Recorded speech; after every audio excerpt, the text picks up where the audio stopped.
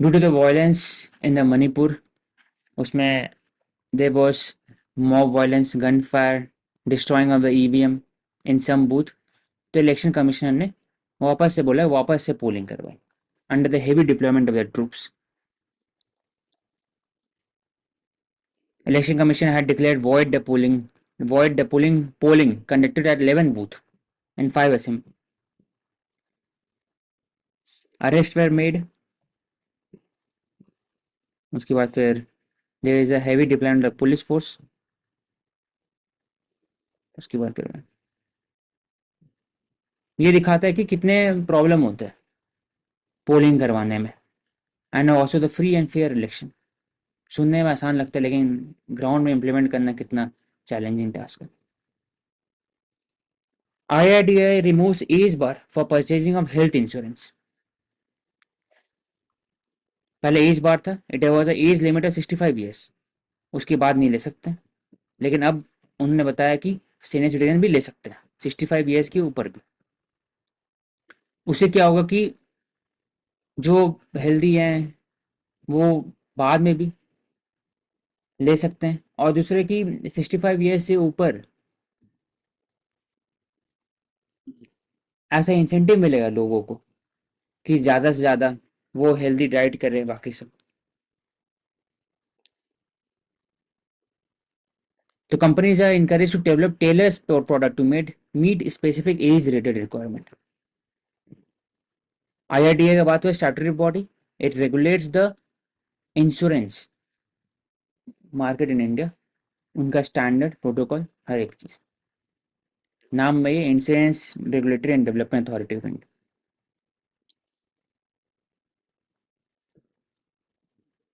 Honouring steel frame of India, nation building.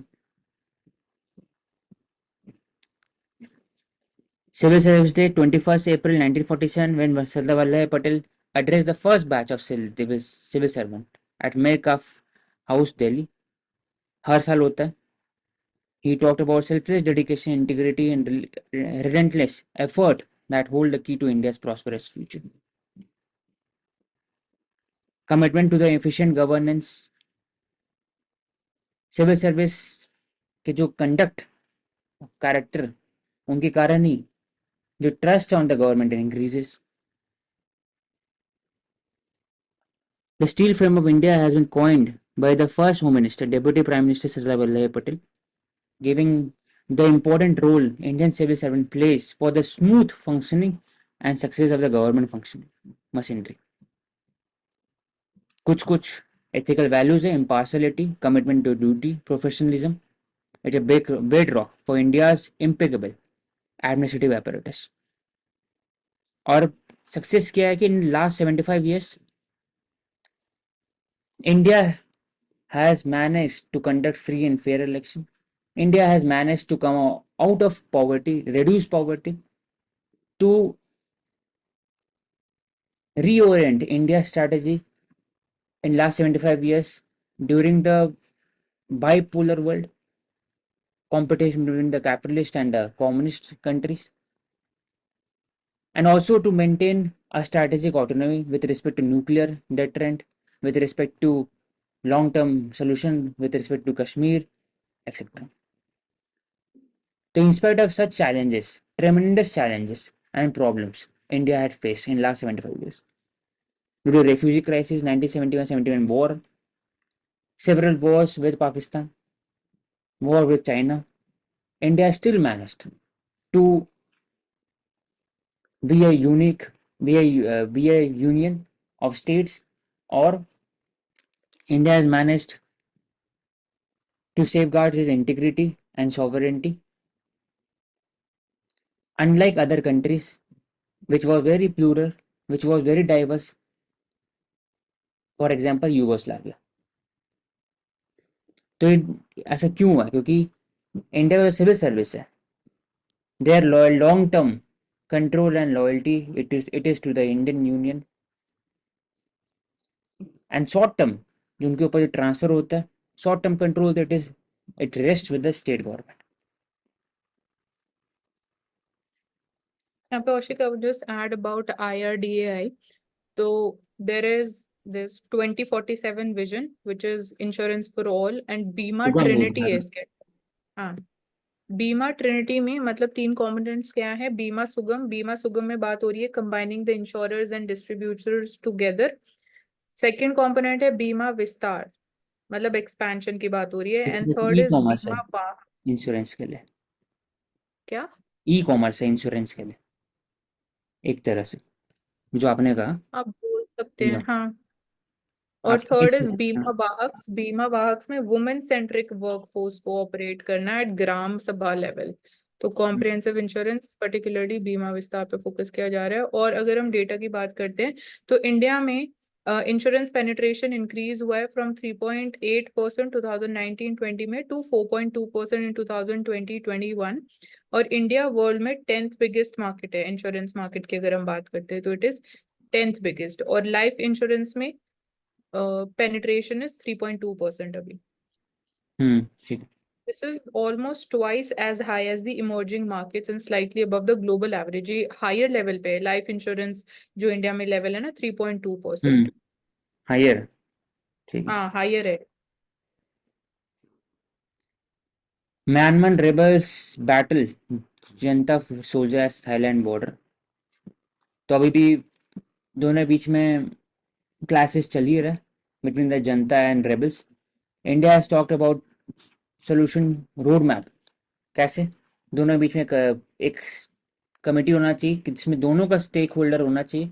अब दोनों बात करें for the long term future of Myanmar and to ensure that election takes place in a free and fair manner. नहीं, ऐसा है नहीं। तो model code of conduct impacts raw cashew purchase in Andhra प्रदेश।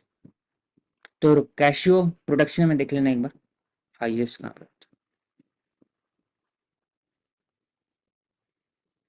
ऐसा क्यों है? क्योंकि कैशियो प्रोडक्शन है, अगर वो जाते हैं फार्मर देने के लिए, तो उसी समय ही जो ट्रेडर्स और middle man they give more incentive to the farmers, not because of the cashew but because they can influence the election कि आप उसको वोट दे देना, आपको ज़्यादा पैसा मिलेगा, इसलिए that is why model code of conduct have been enforced. Cashew protection देख लो एक बार, कहाँ पे होता है ये। गोवा में होता है मेरे हिसाब से। एक मिनट में चेक कर रही हूँ। वही तो, एक तो जीआई टैग है गोवन कैशू के लिए। And this is a native plant of Brazil. और Goa, the state of Goa occupies largest area among the horticultural crops. Soil और क्लाइमेटिक कंडीशंस की बात करें फॉर कैशू, तो well drained deep sandy loam soil is required. Heavy clay soils they are not suitable because they cannot withstand the water logging। And generally all soils from sandy to laterite, they are well suited for the cashew crop। rainfall में cashew is well adapted to Indian coastal areas, जहाँ पे relative humidity should be between 60 to 95%। annual precipitation should be in the range of 2000 to 3500 millimeters। temperature 20 to 380 degree Celsius are suitable। I think यहाँ misprinted 20 to 38 degree होना चाहिए, 380 degrees तो possible ही नहीं है। And okay, यहाँ पे ईसी की नेशनल हॉर्टिकल्चर बोर्ड के according Maharashtra is the leading producer of cashew nuts, followed by Andhra Pradesh, Orissa, Tamil Nadu, Karnataka. Hmm. तो महाराष्ट्र है टॉप पे, महाराष्ट्र देन आंध्र प्रदेश और फिर उड़ीसा। गोवा तो लिस्ट में ही नहीं है।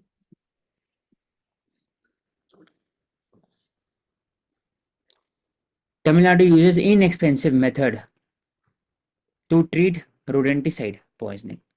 रोडेंटिसाइड मतलब राइट पॉइजनिंग होता है, yellow phosphorus.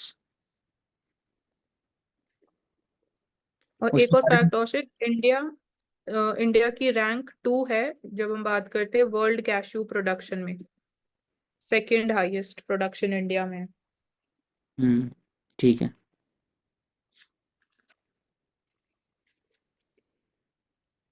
Rat poisoning rodenticide बोलते हैं। It cause liver toxicity cause by injection of the rat poison, और डेथ हो जाता है। फिर 554 डेथ इन 6 मंथ। सुसाइड कारण होता हुआ इसमें। 63% सर्वाइवल रेट है। तो कैसे इसको ट्रीट किया जाए, तो इसमें बात हो रहा है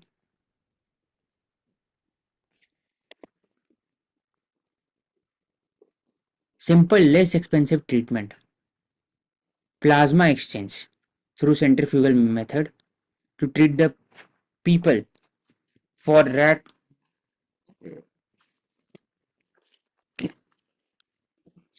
for rodenticide poisoning, plasma exchange बोल सकते हैं।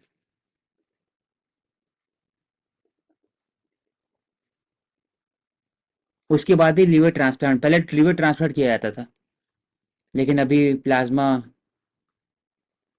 एक्सचेंज के बाद किया जा रहा है। ये simple treatment 1/10 of the liver transplantation कैसे होता है इसमें,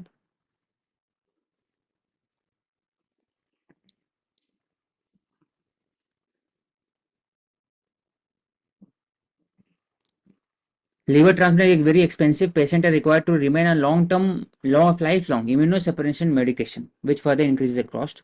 लेकिन प्लाज्मा ट्रीटमेंट में क्या होता है, it is removal of the patient plasma and replacement of healthy plasma from voluntary blood donor. ठीक है, मतलब कहीं और से आप अपने बॉडी के प्लाज्मा को हटा करके रिप्लेस कर दे by the plasma of the donors. It is 1/10 of the cost, dialysis करने की जरूरत नहीं। तो प्लाज्मा एक्सचेंज कॉन्सेप्ट पढ़े। Hand holding Indian democracy from the first general election 1951-52, 17.5 crore Indian were largely illiterate, voted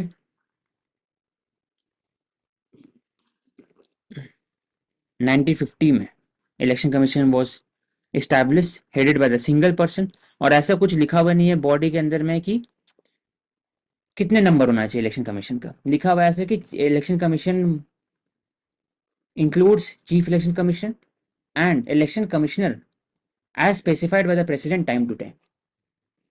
तो 1 पहले था, फिर 3 किया गया, फिर 1 हुआ था, फिर वापस से 3। तो 1950 में चैलेंजेस है, they were illiterate, nation stage of voter, पता ही नहीं था कैसे वोट करना है, और 21 ईयर्स एज था उस समय सफरेज। लेकिन 1989 के आसपास में it was change to 18 years. The poll were held in 68 phases, अभी तो 5 फेज है, उसमें 68 phase.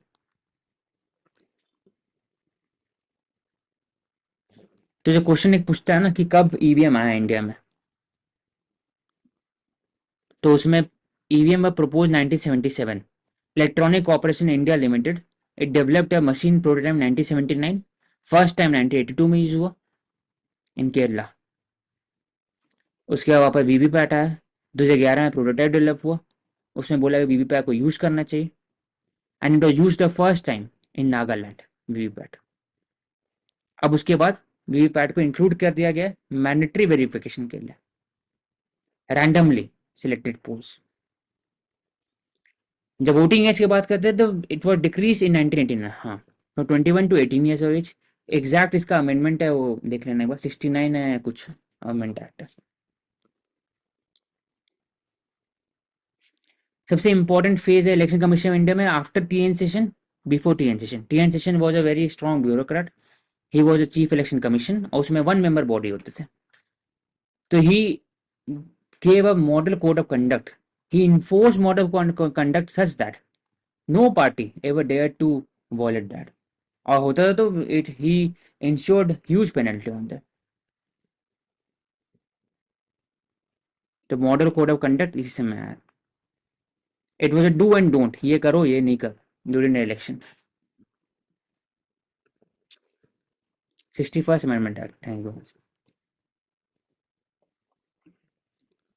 During his tenure the इलेक्टर photo identity card, की आइडेंटिटी फोटो जब इलेक्शन में आते तो उसमें वो फोटो भी रहता है, जगह कहाँ से आप बिलोंग करते वो भी रहता है। तो टीएन सेशन में मैंडेट किए थे, अब बोले थे कि it will cancel the election अगर state government failed to distribute EPIC, electoral photo identity card. उसके बाद ही सबको लगा कि एक मेंबर बॉडी एक तरह से बहुत ज्यादा पावर उनके पास है, तो उनको डायल्यूट करने के लिए एज मेंबर लाया गया 3 member. It was seen as to clip his wing. Supreme court upheld the government decision क्योंकि सुप्रीम कोर्ट बोले कि वो कर सकते हैं. उसके बाद से 3 मेंबर बॉडी हो गया 1993 से. Chief election plus 2 election commissioner. और chief election commissioner cannot be removed. He can be removed only according to this vote in the parliament, like judge of Supreme Court and High Court. Chief जो election commissioner है, he can be removed on the recommendation of the chief election commission. उसे के लिए vote जरूरत नहीं है.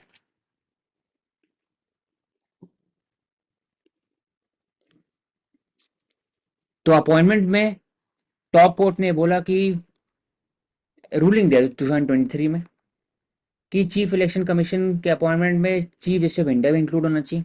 लेकिन existing जो ट्रेंड जो भी चल रहा था जिसमें prime minister, leader of opposition and 1 cabinet minister, वो अभी वैसे ही है, सेम है सिलेक्शन कमेटी में. तो ओवरऑल अगर और क्या चेंजेस आए, इसमें चेंजेस हुआ है कि आप 85 ईयर्स ऑफ एज से ऊपर डिसेबिलिटी है तो घर में जा करके भी आप वोटिंग करा सकते हैं. तो इसमें बस एक ट्रेंड है, जो ट्रेंड को बस ध्यान में रख सकते हैं. पहली बात है इलेक्शन कमीशन कब फॉर्म हुआ, 1950. उसके बाद ईवीएम कब स्टार्ट हुआ, 1982 में फर्स्ट टाइम. उसके बाद 1993 में electoral photo identity card issue हुआ 1993 में. 1993 के पहले 1989 में 21 ईयर्स से लेकर 18 ईयर्स में किया गया उन्हें. तो 79 में ईवीएम, 89 में 21 टू 18 ईयर्स किया गया, 93 में इलेक्ट्रल फोटो आइडेंटिटी कार्ड, उसके बाद इन्फोर्समेंट ऑफ द एमसीसी, उसके बाद फिर वीवीपैट आता है, और जो हाल फिलहाल किया गया.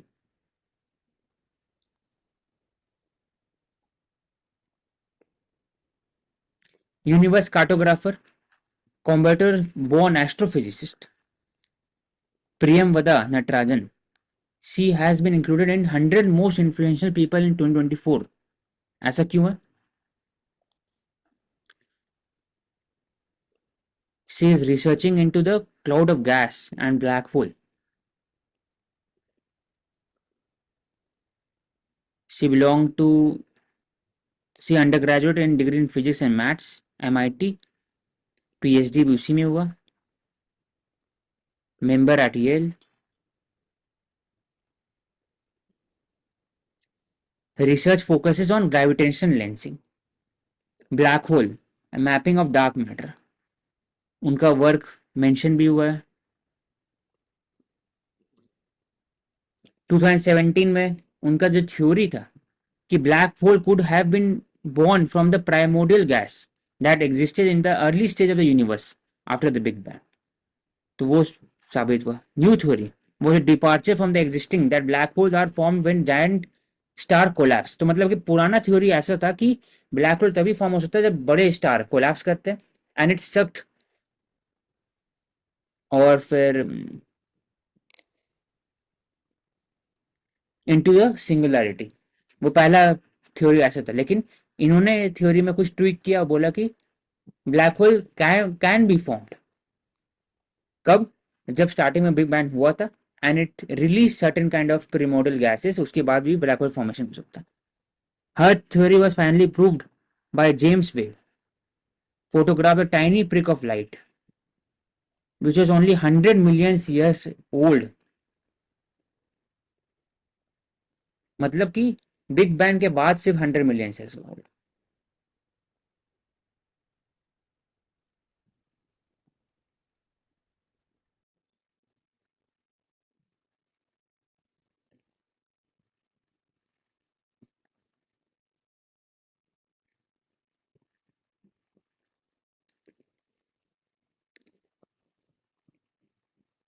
तो इनका रोल जो 100 टॉप 100 में इनका नाम दिया गया, कॉम्बैटर बेस्ड एस्ट्रोफिजिसिस्ट है, उसका नाम है प्रियमवदा नटराजन.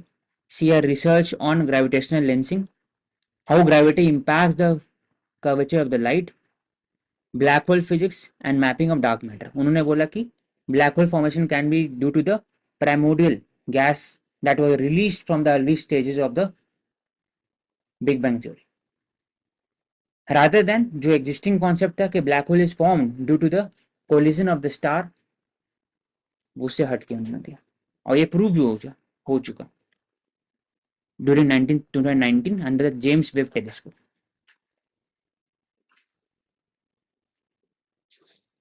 तो वी हैव फिनिश्ड। तो अगर बेसिक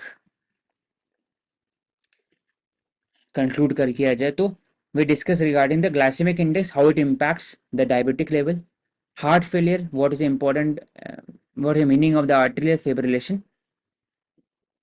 गरी माथा वर्नेबल आयुशियन के अंदर में स्टेटस दिया जाता है, कीवर्ड है sea turtle conservation network, olive related turtle. India chose to regulate not ban single use plastic, we discuss alternatives, क्या प्रॉब्लम है सबका।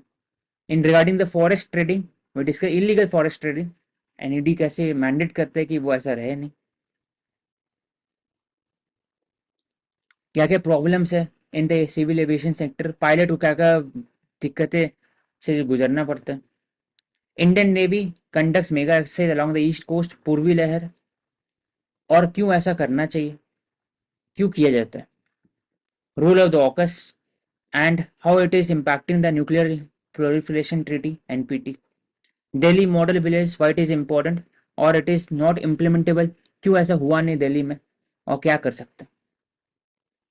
Debt and fiscal challenges which lower income countries have been facing due to the global uncertainty, climate change, food insecurity, etc. How Bangalore lake disappeared, कैसे इसको rejuvenate कर सकते हैं, we discussed that. तो it is not due to the after post IT revolution, उसके पहले से भी हो रहा था धीरे धीरे, it बस speed हो गया disappearance. Why civil service day is important? To celebrate the public welfare and unsung hero of a society, उनका रोल क्या है सिविल सर्वेंट का। Criminal law amendment and how it is important to ensure that justice is given more, it is more transparent, it is catering to the grassroots level, it is more understandable by the common citizen, global economic outlook and it उनका concern with respect to India, why health data is important for the Olympic and athlete, dead stream को कैसे आप वापस ला सकते हैं, role of the NGO, civil society, local bodies, local forest management, check dam, creating of the aquifer recharge, how election commission ensures that polling take place in a free and fair manner, IRDAI उनके scheme Bima Sugam Sahayak etcetera, IRDAI statutory body, it regulates the insurance industry in India, और 65 years के जो बीच में cap था वो हटा दिया गया ताकि social security should be provided at all ages.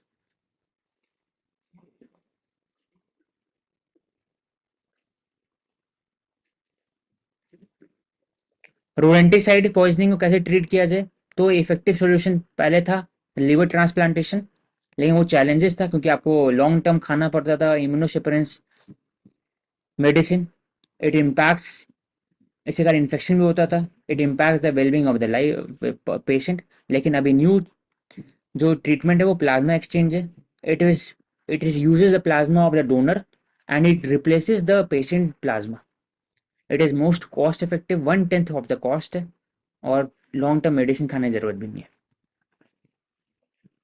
Indian democracy में वी डिस्कस कि क्रोनोलॉजिकल ऑर्डर कैसा है,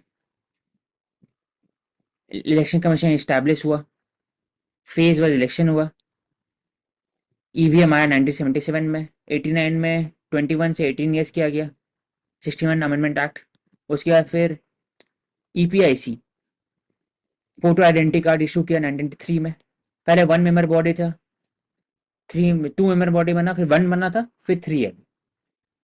टीएन सेशन के अंदर में model code of conduct enforce 1993 में, उसके बाद फिर वीवीपैट इशू हुआ, और उसके बाद फिर चीफ इलेक्शन कमीशन से रिलेटेड सुप्रीम कोर्ट जजमेंट आया।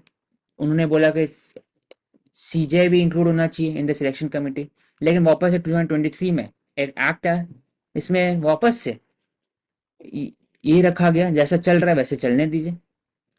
Prime minister, cabinet minister and leader of opposition, they should be in the selection committee of the chief election commission. तो अभी यही है। और प्रियमवदा नटराजन, उनका क्या रोल रहा है in the research on the gravitational lensing, black hole physics and dark matter. So thank you everyone. We will take up new set of important articles for healthy discussion and debate. उससे जो daily critical thinking वो बढ़ सकता है, और we can use our mind and intellect to jot out important issues in the society, and also it will be helpful in finding out the incorrect answer in the prelims. So due to Sarkari.